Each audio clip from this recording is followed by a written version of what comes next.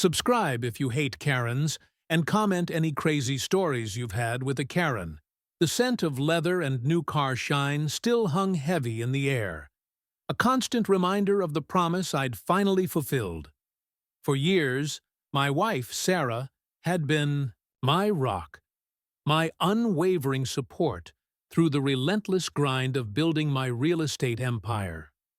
Late nights, missed dinners, the constant stress of deals closing or falling apart. She'd seen it all, shouldered the burden alongside me, and never once complained.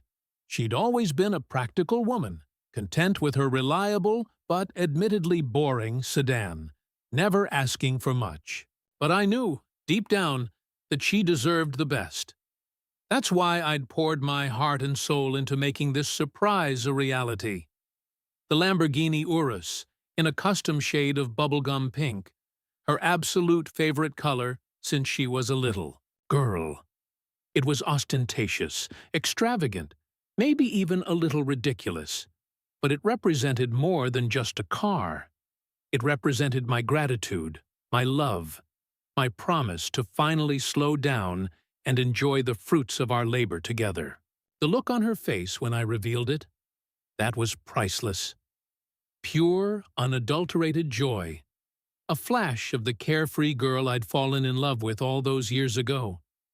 It was a moment I'd replay in my mind countless times. The Urus wasn't just a spur-of-the-moment decision.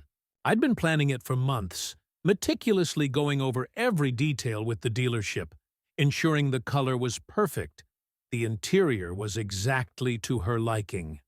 I'd even researched the best security system to protect my investment, and more. Importantly, protect Sarah. The paperwork alone was a nightmare, navigating the complexities of high-end vehicle purchases, but the anticipation fueled me. Every hurdle I overcame, every signature I scribbled, brought me closer to seeing that radiant smile on Sarah's face. Real estate and business had been good to me, blessed even. I had worked relentlessly, driven by a desire to provide a comfortable life for my family and to prove to myself that I could achieve anything I set my mind to. Growing up, I didn't have much. I knew the value of hard work and the importance of seizing every opportunity. My success wasn't handed to me, I earned it, brick by painstaking brick. It felt good, damn it, to be in a position to spoil the woman who had stood by me through thick and thin. The pink Lamborghini was a symbol, a tangible representation of our shared journey and the bright future we were building together. Seeing Sarah behind the wheel, her laughter echoing through the neighborhood, was the ultimate reward. It was a feeling I wanted to hold on to forever. I had no idea that this beautiful moment would soon be threatened by the ugly face of prejudice and entitlement. The first week with the Urus was bliss. Sarah practically floated around the house, radiating happiness. We took drives along the coast, blasting music and laughing like teenagers. She even started a Pink Lambo Adventures Instagram account, chronicling our escapades. It was infectious. Her joy spread to everyone around her, including me. But the bubble of our happiness was about to burst. I was returning home from a particularly grueling day negotiating a commercial property deal. The Southern California sun beat down on my face as I turned onto our quiet, tree-lined street. As I approached our house, I noticed something odd. Mrs. Karen Davis, from next door, and her daughter, Brittany, were standing on the edge of our lawn, their eyes glued to Sarah's pink Lamborghini. Karen, a woman whose pursed lips seemed permanently etched on her face, was known for her sharp tongue and penchant for complaining about everything. Her daughter, Brittany, was a carbon copy of her mother in attitude, only with a generous helping of spoiled entitlement. They hadn't noticed me, yet, and I could hear snippets of their conversation. "It's so pink," Brittany said, her voice dripping with disdain. "And look at those rims. So tacky. Karen nodded in agreement. Probably some rapper's wife. They never have any taste. I felt a knot forming in my stomach. This was exactly the type of judgment I had feared. I didn't care if they thought the car was tacky. I cared that they would say it with such venom. I parked my own, perfectly respectable, thank you very much, Mercedes in the driveway, and got out, determined to ignore them. Maybe if I didn't acknowledge them, they would go away. No such luck. As I walked toward the front door, Karen straightened up, her eyes narrowing. "Well, well, well," she said, her voice laced with a condescending sweetness that made my skin crawl. "Look what we have here. Fancy seeing you driving something less flamboyant than your wife's new toy." I stopped, took a deep breath, and forced a smile. "Good afternoon, Karen. Is there something I can help you with?" I already knew the answer. The way they were looking at the car, it wasn't just curiosity, it was covetousness. The air crackled with an unspoken tension, a sense of impending conflict that I knew all too well. "Actually, yes, there is," Karen said, her tone shifting from condescending to demanding. Brittany stepped forward, her eyes wide with a calculated innocence. "Mom, tell him," she whined, tugging on Karen's arm. "Here it comes." I braced myself for the inevitable. "Well, Mr. Thomas," Karen began, drawing out my name with exaggerated politeness. "Brittany has been working so hard lately. She got straight A's this semester and, well, she's always dreamed of owning a Lamborghini. Specifically, a pink one." I stared at her, dumbfounded. Was she seriously suggesting what I thought she was suggesting? "And?" I prompted, trying to keep my voice level. Karen cleared her throat. "And? Well, she deserves it, don't you think? It would be such a shame for such a beautiful car to be wasted on someone who probably doesn't even appreciate it." I couldn't believe my ears. This woman, this complete stranger, was suggesting that I give my wife's brand-new Lamborghini to her spoiled daughter. "Karen," I said, my voice hardening, "I appreciate you admiring Sarah's car, but it's not for sale, and certainly not for free." Brittany burst into tears, the crocodile kind that were clearly designed to manipulate. "But Mom, I want it. It's my dream car. He's being so mean." Karen shot me a withering look. "You know, Mr. Thomas, it's really quite selfish of you to deny a young girl her dreams, especially when you clearly have more than enough." I felt my blood starting to boil. This wasn't about dreams. It was about entitlement, about a warped sense of justice that somehow placed their desires above everyone else's.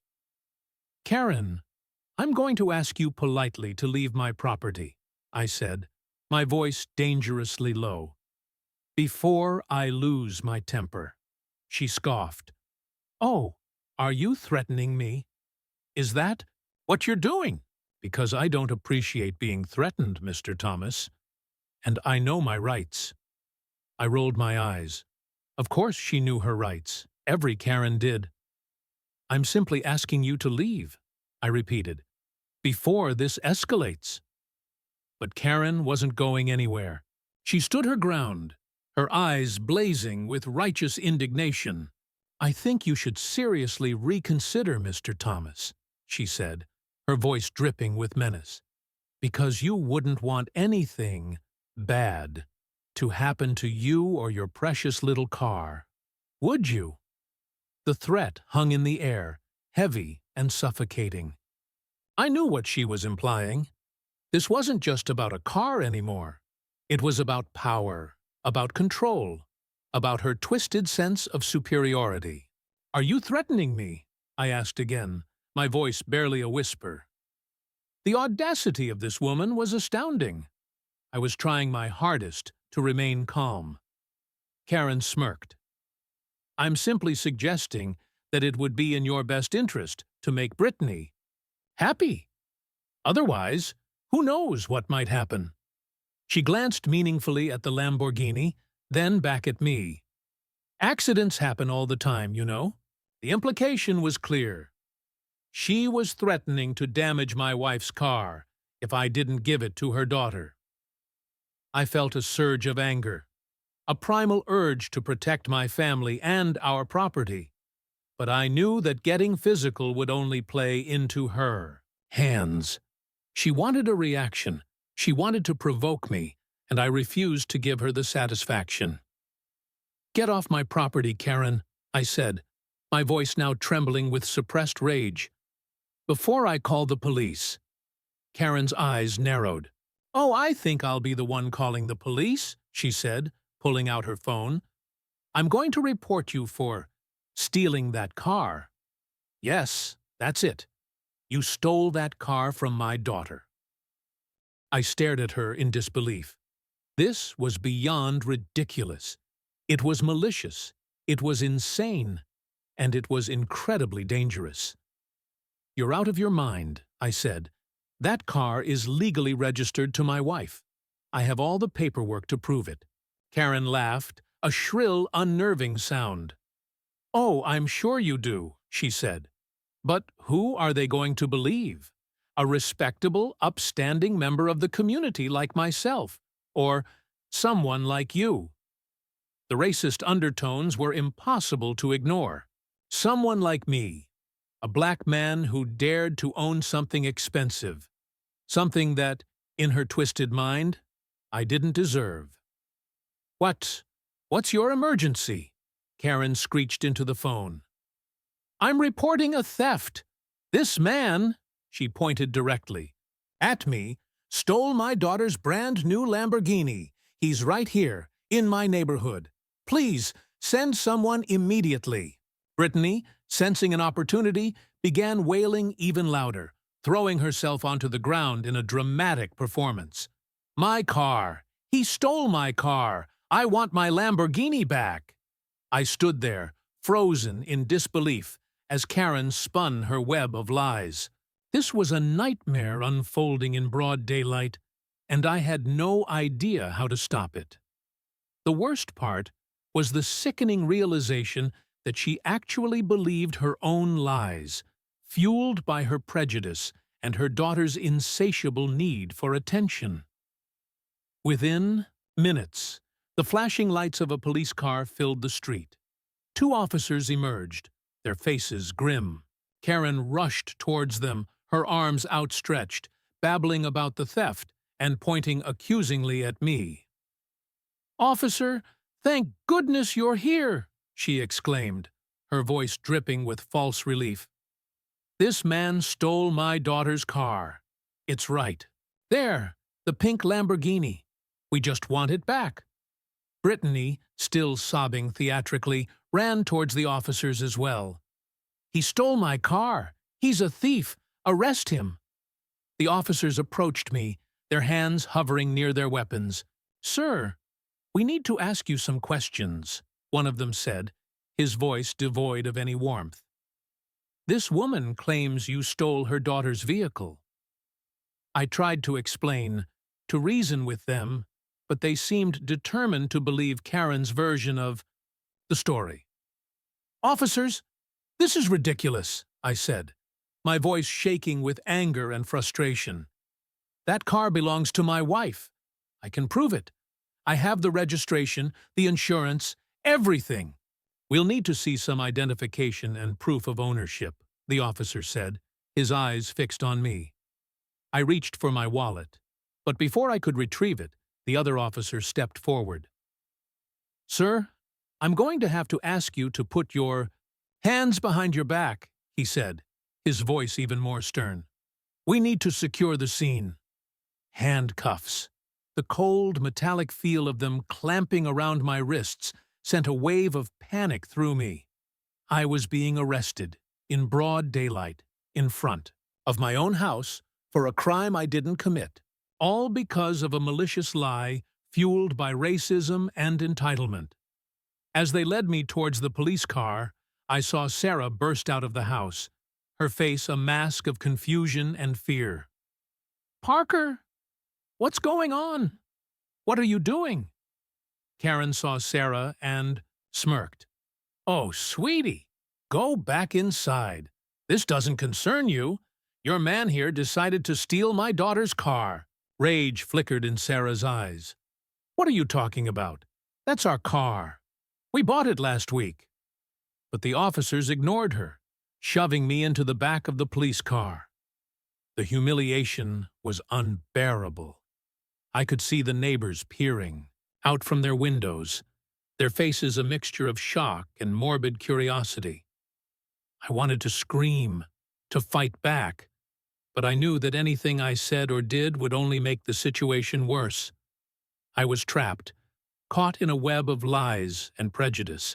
With no way out, Sarah was not one to back down. As the police car door slammed shut, she ran towards the lead officer, her voice ringing with righteous fury. "What is the meaning of this? You can't just arrest him. That car is ours. I have the title and registration right here."